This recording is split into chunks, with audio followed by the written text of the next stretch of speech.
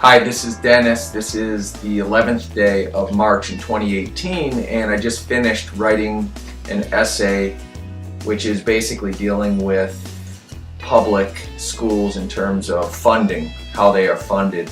And I just want to say this course I'm in as a graduate school student, I think this is the best course that I've ever been in as far as the experience.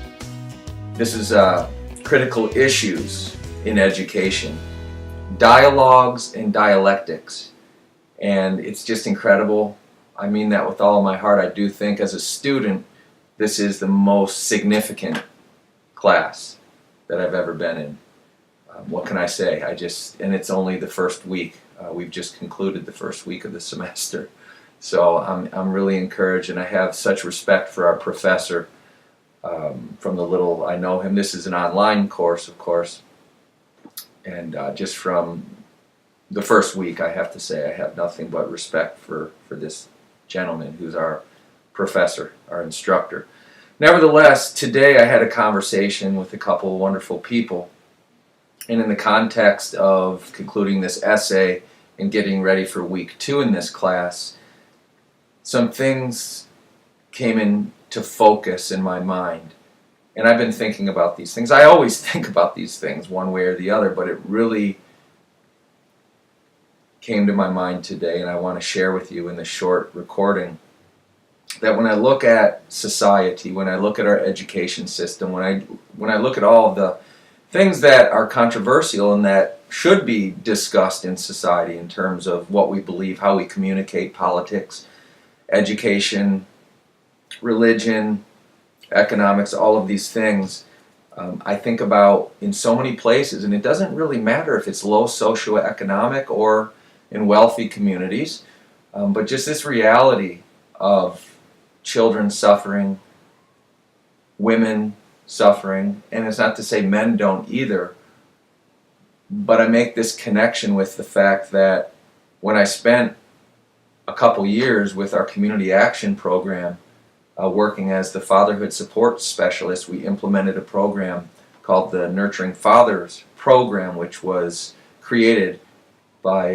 Mr. Perlman down in Sarasota County in Florida. And the curriculum is basically helping fathers to better understand how they can nurture their children. And of course, I'm a father, I'm a husband, I know I need to improve in every area of my life, but I'm bringing all these things together as I had this conversation today, and just to hear stories of people in society where children and women have been molested or raped, just situations that happen that are just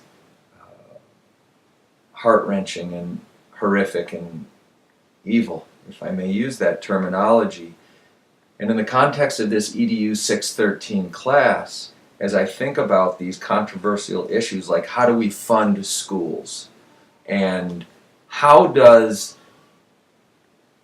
this topic as citizens engage in the marketplace of ideas, and as we have discourse, as we share our beliefs, how do we keep these other factors in mind, or rather, how do these other factors inspire us in our passionate conversations about these issues, because they're interrelated. I guess that's the point I'm making. And so moving forward, I just know there's this sense of there's so many issues to consider that relate to our civilization, to our society, to our nation, to our world.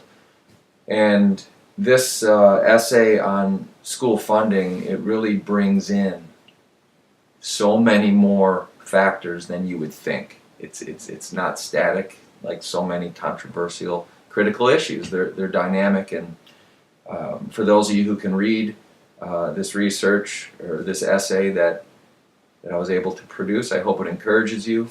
Of course, I've cited my sources, I guess you would say, the work cited, and I'm thankful for our textbook for this class and for the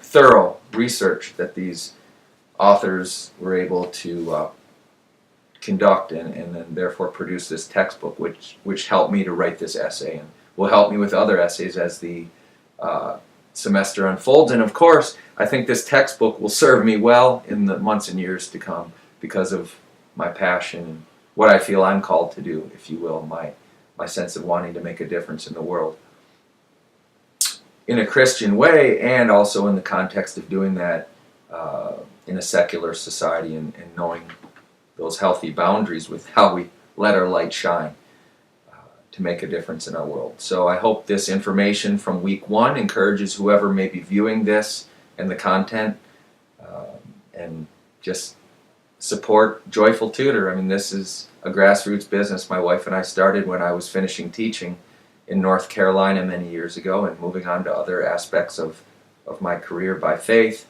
And so here I am now in 2018, really wanting to make a difference in different ways. And in this class, EDU 613 is a means to that end.